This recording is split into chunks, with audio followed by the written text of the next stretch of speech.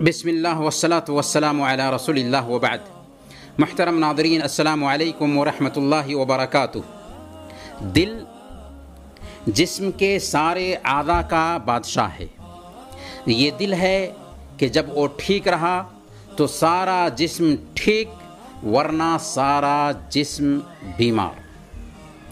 اس لیے جب ہم رمضان کے روزے رکھ رہے ہیں تو اسی کے ساتھ ہمیں یہ بھی سوچنا ہوگا کہ ہمارا دل بھی روزہ رکھے۔ دل کا روزہ کیسے ہوگا؟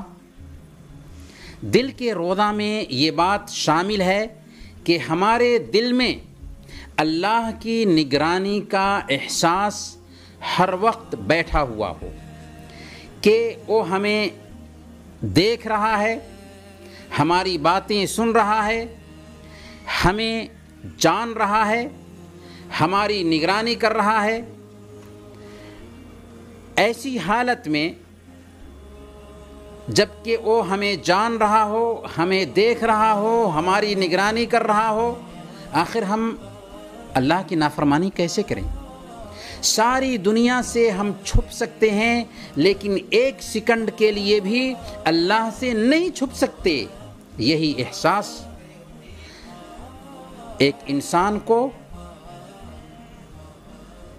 اللہ کی نافرمانی سے روکتا ہے، اور اسی مقصد کے تحت روزے کی فرضیت بھی عمل میں آئی ہے۔ اللہ نے کیا فرمایا؟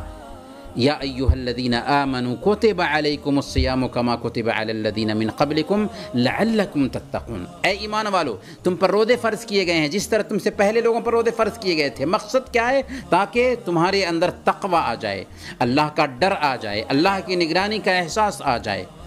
روزہ ایک انسان کو اس بات کے لیے تیار کرتا ہے کہ وہ بند کمرے میں بھی ہو لیکن پھر بھی اللہ رب العالمین کا ڈر اپنے اوپر طاری رکھے، اللہ کی نگرانی کا اپنے اوپر احساس جمائے رکھے۔ دل کے روزہ میں یہ بات بھی شامل ہے کہ ہم کوئی بھی کام جو نیکی کا ہے اللہ کے لیے کریں، اس میں دکھلاوا نہ ہو، ریاکاری نہ ہو، ریا و نمود نہ ہو۔ اگر ہمارے کاموں میں دکھلاوا آ گیا، ریاکاری آ گئی، نام و نمود آ گیا تو یاد رکھیے یہ عمل ہمارے چہرے پر مار دیا جائے گا اور اس کا ہمیں کوئی ثواب نہیں ملنے والا ہے۔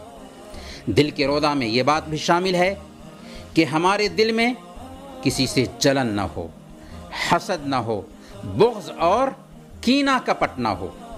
اپنے بھائیوں کے تئیں اچھا گمان رکھیں اور اپنے دل کو اپنے بھائیوں کے تئیں صاف رکھیں۔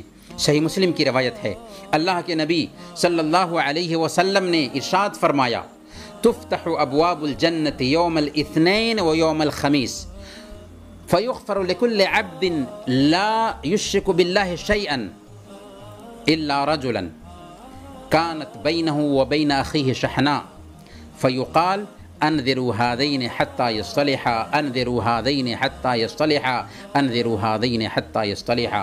سوموار اور جمعرات کے دن جنت کے دروازے کھولے جاتے ہیں اور ہر اس بندے کے گناہ کو معاف کر دیا جاتا ہے جس نے اللہ کے ساتھ کسی کو شریک نہیں ٹھہرایا سوائے اس آدمی کے کہ اس کے اور اس کے کسی بھائی کے بیچ دشمنی ہو۔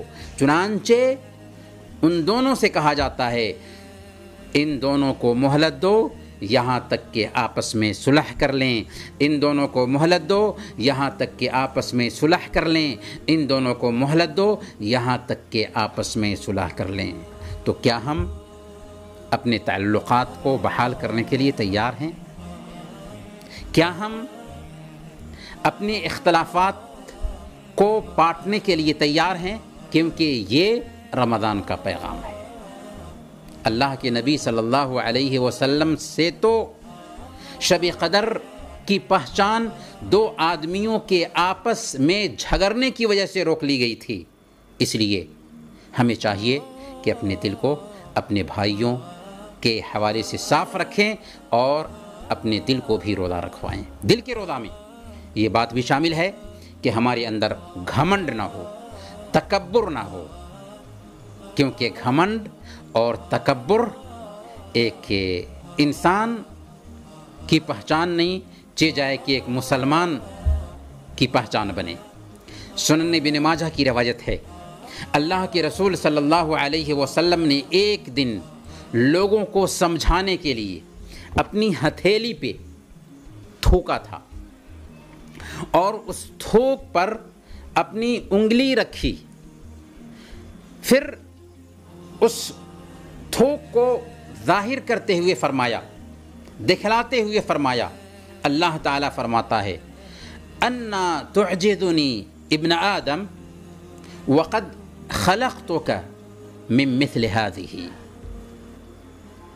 اے آدم کی اولاد، تو اکرفو بنتا ہے، تو فخر کرتا ہے، تو کیا ہمیں عاجز کر سکتا ہے؟ کیا تو اس بات کی ہمت رکھتا ہے کہ جب میں تجھے دوبارہ زندہ کر کے سزا دوں تو تم مجھ کو عاجز کر دے گا؟ حالانکہ میں نے تجھے اس تھوک جیسی گھٹیا چیز سے پیدا کیا ہے۔ اس حدیث کو علامہ البانی نے حسن قرار دیا ہے۔ گویا کہ تکبر اور گھمنڈ ہمارے لیے زیب نہیں دیتا۔ جی ہاں، تھوک جیسی گھٹیا چیز سے پیدا ہونے والے انسان کو یہ کیسے شوبھا دیتا ہے کہ اپنے ہی جیسے انسان کو حقیر سمجھے، کمتر سمجھے، اس کے ساتھ تکبر سے پیش آئے، گھمنڈ کا مظاہرہ کرے۔ اللہ تعالیٰ سے دعا ہے کہ اللہ تعالیٰ ہم سب کو اپنے دل کا روزہ رکھنے کی توفیق عطا فرمائے۔ وصلی اللہ علی نبینا محمد وعلی آلہ وصحبہ اجمعین۔